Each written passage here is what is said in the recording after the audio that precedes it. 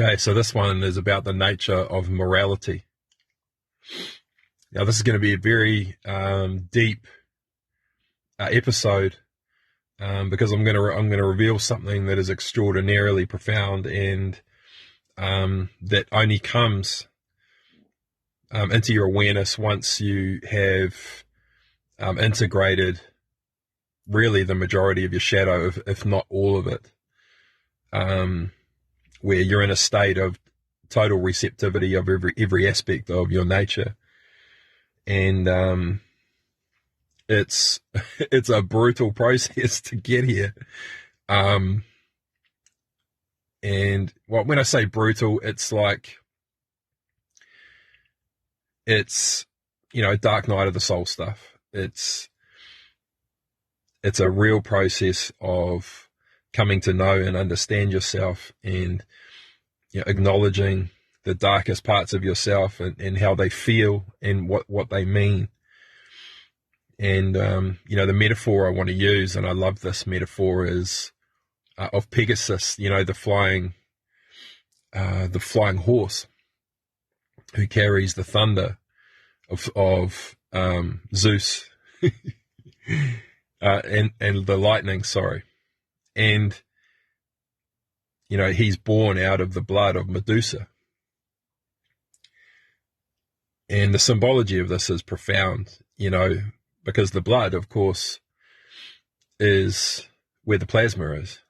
You put the blood in a centrifuge and you separate all of the blood cells out and you're left with the plasma.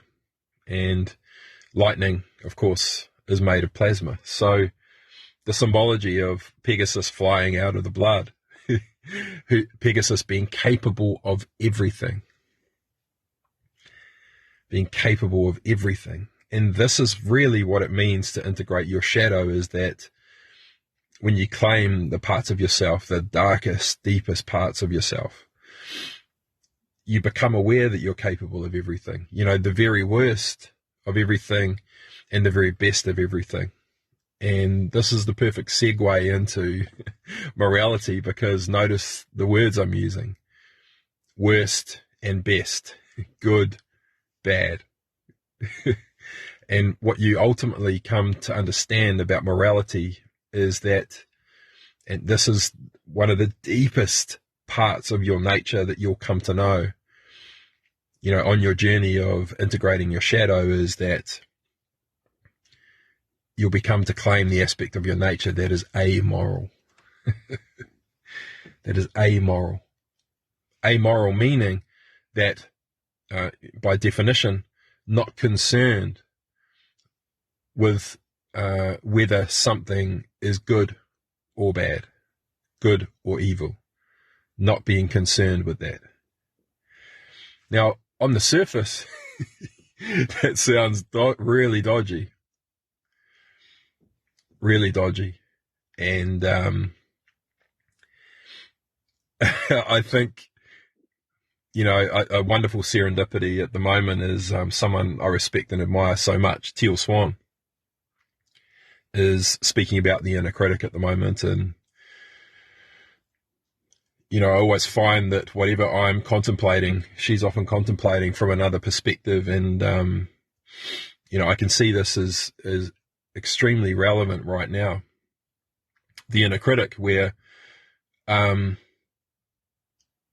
inner critic has developed to criticize you for being amoral, because society places, and she's speaking about this at the moment, where society places such pressure upon a human being to be moral and to behave in a fashion that is good or seen as good. And we have a judicial system which judges you based on whether you are good or bad. But from the perspective of a judicial system that is that understands the nature of a human being, that at the deepest level, every human being is amoral, and that their nature will arise in the ideal way in that moment, in order to transcend its environment or protect itself to ensure that it can continue to evolve and expand another day, or whatever it may be, then it's not, the judgment is nothing to do with whether what you're doing is good or bad. It's about understanding why your nature arose in the way that it did. That is detrimental to the environment around you, and posing a threat to the people around you. And so I think, obviously a lot of reform needs to take place of the judicial system in time. And, that'll be a relatively big mountain to climb, but you can break it down into however many steps it takes. And, from my perspective, this begins with self-responsibility, where human beings are, equipped to reconcile with themselves, between each other, and that the judicial system really is more mediation than it is, judgment.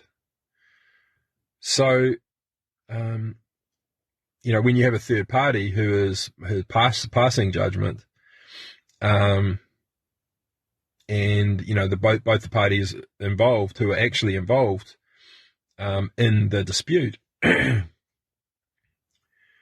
or it may not be a dispute, it may just be black and white, or whatever it may be, then really you want them to facilitate the reconciliation so that restitution can take place and energy can flow to the right places, whether that's money, intent, the presence and gifts of people who can, bring wholeness back to whatever has been disintegrated, whatever it may be. And, what's interesting, I'm going to do a podcast episode on judgment at some point, but, what you find in and around this, the nature of, the aspect of your nature that is amoral, is you find an authentic desire to be judged.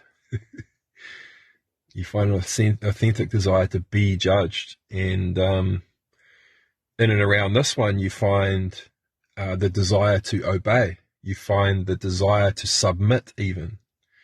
And your resistance to these things, to the authentic desire that you have to submit to a higher authority, to obey a higher authority, is resisting receiving. Now, the anomaly being, when we think of something, an authority that's higher than us, we look to the sky. Things that are higher than me are taller than me. They're up in the sky. They're beyond the atmosphere. They're in space. They're on another planet. They're in another solar system. They're in another galaxy. So surely this higher authority is higher, higher, higher, up, up, up, up, up. And that's why we have this anomaly. That's why we have, this reality within which all of the authorities are hierarchical and we are beneath them. So, what is the truth of that? That authority resides within the body. So it's purely a misconception about authority, that the authority that we want to submit to, the authority that we want to obey, the authority that we want to entrust and imbue with our free will, is within the body, and that is the aspect of us that is aware that it is all that is, you see. And, this bringing back in the metaphor of Pegasus, really for me symbolizing the nature of plasma, which exists in a state of pure potential to become anything, like in the plasma in the blood, like a stem cell, a pluripotent stem cell. The nature of plasma is that it's omnipotent. It can become anything. It is capable of anything. It is capable of everything. So something that is capable of everything, it is capable of good and evil in equal measure. And in truth, when it comes to know itself and to understand the shadow and light aspects of every part of its nature, it realizes that it is amoral, that there is no good or evil. There is just nature arising. And so this is what it means to be totally integrated with your shadow. With your shadow and light aspects, is to come to understand yourself so deeply that you claim the part of your nature that is amoral, and you understand yourself so deeply that your conscience becomes clear. Because if you no longer judge yourself as good or evil, parts of yourself as good or bad, then you are guilt-free. There is no guilt in this state of consciousness. There is no shame, because the level of understanding that you've attained is so deep. You understand yourself so deeply that you do not judge yourself anymore. You see your nature and you see that it just is. And you know that your nature will arise in the way that it arises. You will not withhold it, because you're not concerned with whether what you're about to say is good. You're not concerned with whether what you're about to say is bad. You're only concerned with the impact of the word. You're only concerned with expressing the truth of what is within your chest, where your authority is. And you allow that to be your authority. You obey that authority. It's a conscious choice to surrender to that authority, to submit to that authority, to acquiesce to it, to surrender to it, to give all of your authority to it. And believe me, you have an authentic desire to acquiesce and to obey. And this is what most human beings are so ashamed about, and we carry so much guilt about it, is that we want to surrender to a higher authority. But that authority is not outside our body. It's simply a higher vibration holding the frequency of pure plasma.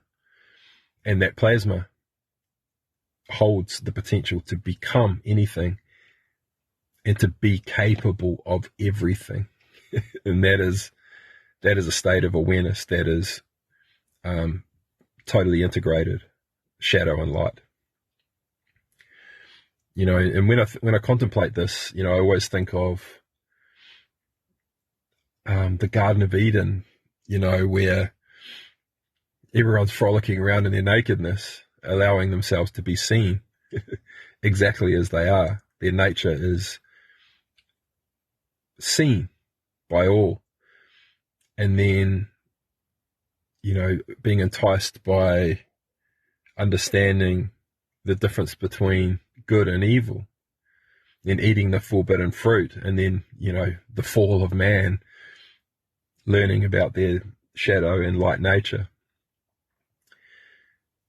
I just love that metaphor, because, the intention to understand the difference between good and evil leads you back to your true nature, where you realize that they're integral. They are integral, meaning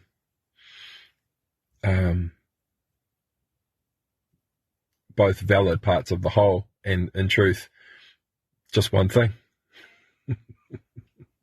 That there is no difference. It's like a neutron star, radiant and magnetic, but in perfect harmony. In perfect harmony. It's like a self-regulating perpetual system, just in perfect balance and harmony. There's no part of itself it's resisting, and therefore energy is flowing through to every component part. Every component part of that system is receiving everything that the system wants to provide and to give, and every individual component part of that system has free will, is sovereign, and is choosing to obey the higher authority, because because trust is what exists. Trust that the intent of that authority is to express love, self-love, and that's it. But self-awareness, that the depth of self-awareness that's required to get to this point is extraordinary, and it's painful. It's obviously enlightening, and but you need to just be ready. Just be ready, and for anyone that is on this journey or has been on it or is considering it, if you're a spiritual person and you're thinking that, living the life that you've always wanted is just about being in your joy and just living your joy, or staying in the energy of joy, I understand that is valid. But if you are resisting any aspect of your nature, light or dark, then you will have to reconcile that. Because if you're resisting any part of your nature, if you want to be capable of anything, if you want to be omnipotent, capable of becoming, creating, doing, being anything and everything, you cannot be in resistance to any aspect of your nature. The amoral part, the part of you that's violent, you just need to go through our podcast episodes to see all of the topics that are in there. You have to be able to claim the part of you that's insignificant, that's worthless, and get to the light that's hidden within that shadow, that releases and activates another component part of your being, which is reclaiming more and more of your power. Because it is only an integrated human being that has reclaimed their light and shadow aspects that can truly express from a place of joy, from a place of absolute purity of self-expression, and living their life in that state, and trusting that everything that they're receiving is moving them towards the fulfillment of the underlying desire. So, yeah, that's it. At some stage, you'll feel a very strong impulse that it's time to stop digging. And for me, it came, it was like I was driving down the road and I'd had these realizations and these epiphanies and experienced all the feelings in my body and just in awe of the journey and all these kinds of things. And I drove past a van that was on the side of the road, and it was a construction company or something, and it said on the front of it, "Time to stop digging." And then the car drove past with the number plate baited, and I knew that the hook was baited. And that represented to me the hook being baited. That I can catch anything that I want. I can pull in all the abundance that I want. It's just a matter of taking the hook and the bait, bringing them together. So anyway, this is the nature of being amoral. You are amoral. You're definitely amoral. And it's the part of your nature that is omnipotent. It's the part of your nature that understands and knows that it's capable of anything and everything, and that at the deepest level, like every other part of nature, it doesn't question its nature. It allows it to arise in whichever way. The shark allows the aspect of its nature that is violent to be violent, and when it arises, and it's the same with a human being. Regardless of any laws that exist and say that this is right or wrong, and that those laws are implemented to impose upon the will or the nature of people, if it arises in a specific way, all it's really doing is imbuing fear into the system, where people fear that their own nature may arise in a specific way that will cause them to be, imprisoned or trapped or incarcerated or, rejected down the track. And so, many people who really need someone to understand their nature and understand the journey of their evolution, so that, that evolution can be reconciled in a way where they can take steps towards receiving different new signals from their environment that are allowing other aspects of their nature to arise, rather than the ones that are arising now, that are detrimental to the ecosystem around them. I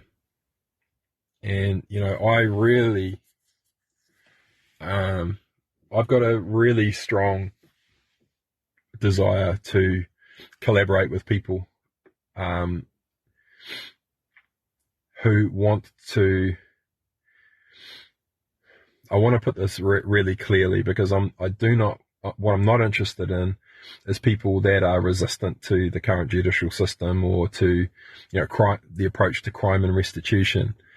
I'm eager to collaborate with people who can see it for what it is, understand why it's arisen in the way that it has, who understand that it's a big hill to climb in terms of reform, but who have the passion within them, and they can feel it, to break that mountain down into as many steps as it is, and take action towards, moving us towards that place. And I think, from my perspective, part of what I do from on a day-to-day basis is, I stand beside people who are impassioned by projects like this. I stand by their side until they're ready to stand alone. And, when I say stand alone, until they've, reached the summit of their mountain. And I'd be very keen to collaborate with someone who feels impassioned in this way, and to be able to guide them and share of myself, share my perspective in the way that I see it. So if what I'm talking about resonates, if you understand what I'm saying, and you feel impassioned to initiate change in this space, I can guide you, and specifically through, assembling people around an idea or a concept and trialing it and piloting it, and so what I've been thinking of in this space for quite some time is a scenario where, the government body is approached with an idea and a concept and a strategy and a plan, and it's to take a subset of people, or work with a subset of people who are incarcerated, and to begin to seek to understand their nature and why it arose in the specific way that it did. And to then be with that person until the nature of their genius is exposed and revealed and understood.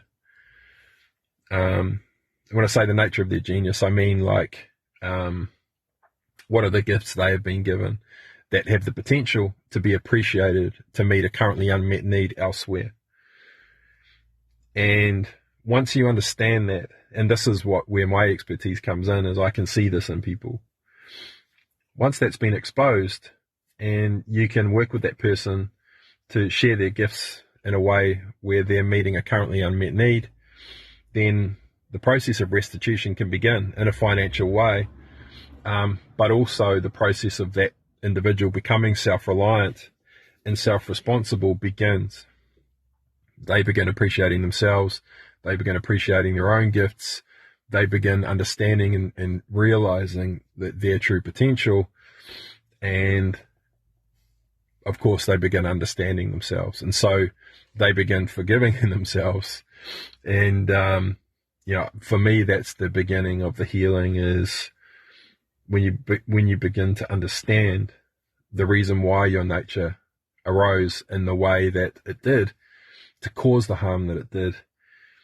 You can forgive yourself, and then the very nature of remorse and the authentic desire within your nature to bring balance and bring restitution, understanding that you're capable of that, it comes to the fore. And all you do, well, it's basically, it's an idea, it's a concept, it's what I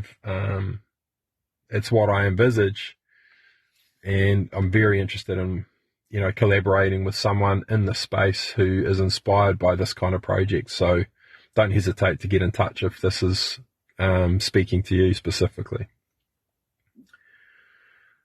Okay, so I think I'll leave it there. That's it for the nature of morality, specifically what it means to be amoral. And I'm probably going to do some more, another podcast episode on the topic of justice or judgment, something along those lines, and going into the aspect of our nature that authentically wants to submit and surrender to a higher authority. And so I'll leave it there for now. That's it for the nature of morality. Talk soon.